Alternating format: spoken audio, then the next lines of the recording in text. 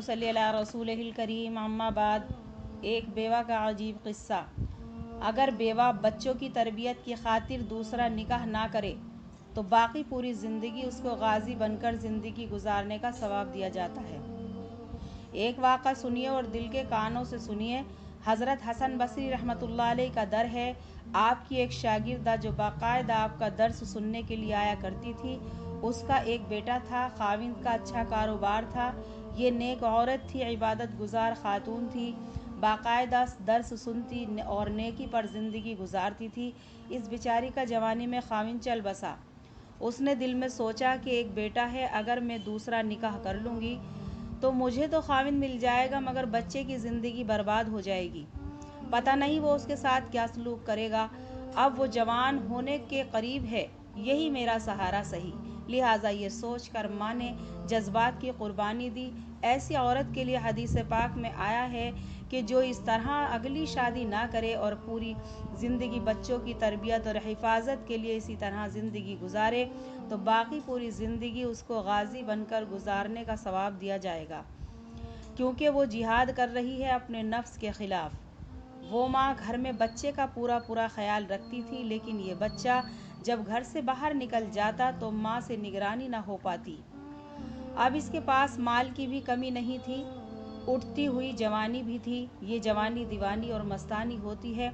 चुनाचे वो बच्चा बुरी सोहबत में गिरफ्तार हो गया, शबाब और शराब के कामों में मसरूफ़ हो गया। माँ बार बार समझाती, लेकिन बच्चे पर कुछ असर न होता। चिकना घड़ा बन गया। वो उनको हज़रत हसन बसरी रहमतुल्लाह अलैह के पास लेकर आती। हज़रत भी उसको कई घंटे समझाते, लेकिन उसका नेकी की तरफ ध्यान ही नहीं जाता था। कभी कभी माँ से मिलने आता, माँ फिर समझाती और फिर उसको हज़रत के पास ले जाती। फिर हज़रत भी समझाते, दुआएं भी करते, मगर उसके कान पर जूं तक की न रेंगती थी।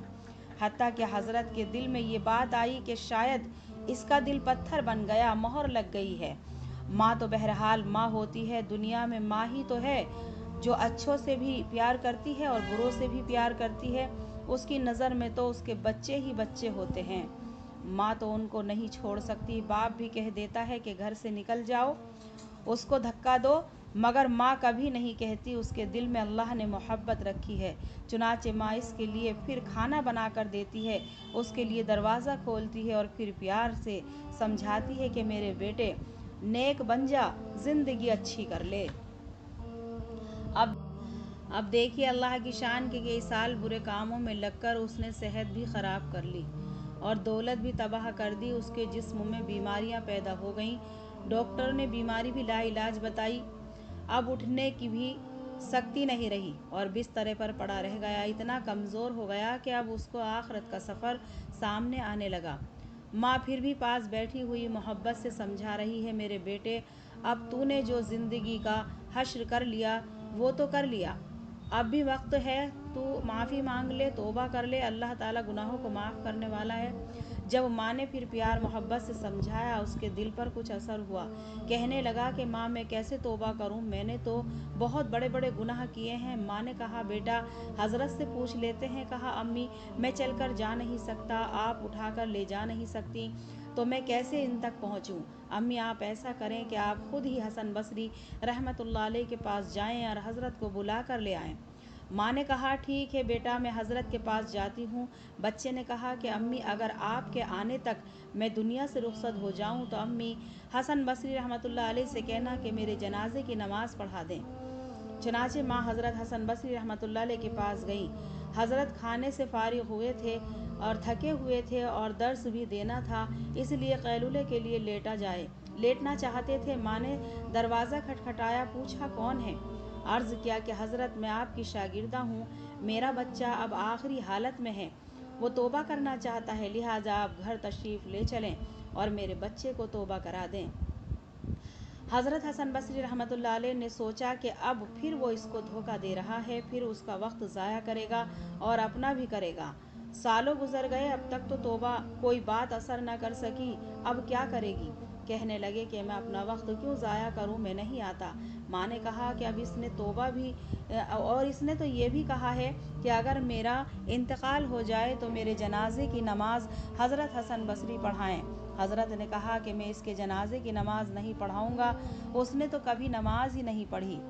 اب وہ شاگردہ تھی، چپ کر کے اٹھی، مغموم دل سے، ایک طرف بیٹا بیمار اور دوسری طرف سے حضرت کا انکار، اس کا غم تو دو گنا ہو گیا تھا۔ وہ بیچاری آنکھوں میں آنسو لیے ہوئے اپنے گھر سے واپس آئی۔ بچے نے ماں کو زار و قطار روتا ہوا دیکھا، اب اس کا دل اور موم ہو گیا۔ کہنے لگا، امی آپ کیوں اتنا زار و قطار رو رہی ہیں؟ ماں نے کہا، بیٹا ایک تیری یہ حالت ہے اور دوسری طرف حضرت نے تیرے پاس آنے سے انکار کر دیا ہے، تو اتنا برا کیوں ہے؟ وہ تیرے جنازے کی نماز بھی پڑھانا نہیں چاہتے۔ اب یہ بات بچے نے سنی تو اس کے دل پر چوٹ لگی اور اس کے دل پر صدمہ ہو گیا۔ کہنے لگا کہ امی مجھے مشکل سے سانس آ رہی ہے، ایسا نہ ہو کہ میری سانس اکھڑنے والی ہو، لہٰذا میری ایک وصیت سن لیجیے۔ ماں نے پوچھا، بیٹا وہ کیا ہے؟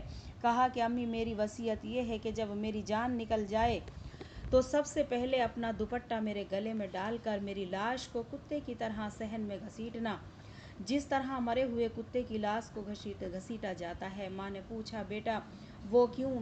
کہا کہ امی اس لیے کہ دنیا والوں کو پتہ چل جائے کہ جو اپنے رب کا نافرمان ہو اور ماں باپ کا نافرمان ہوتا ہے اس کا انجام یہ ہوا کرتا ہے۔ اور امی مجھے قبرستان میں دفن نہ کرنا۔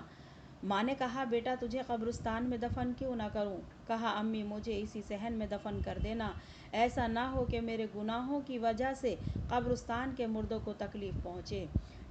جس وقت نوجوان نے ٹوٹے ہوئے دل سے عاجزی کی یہ بات کہی تو پروردگار کو اس کی یہ بات اچھی لگی اور روح قبض ہو گئی۔ ابھی روح نکلی ہی تھی اور اس کی آنکھیں ماں بند کر رہی تھی کہ باہر سے دروازہ کھٹکھٹایا جاتا ہے۔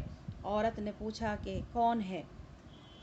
عورت نے کہا کہ کون ہے جس نے دروازہ کھٹکھٹایا؟ جواب آیا کہ میں حضرت حسن بصری ہوں۔ کہا، حضرت آپ کیسے؟ فرمایا کہ جب میں نے تمہیں جواب دے دیا کہ میں سو گیا، خواب میں اللہ رب العزت کا دیدار نصیب ہوا۔ پروردگار نے فرمایا، حضرت حسن بصری تو میرا کیسا ولی ہے؟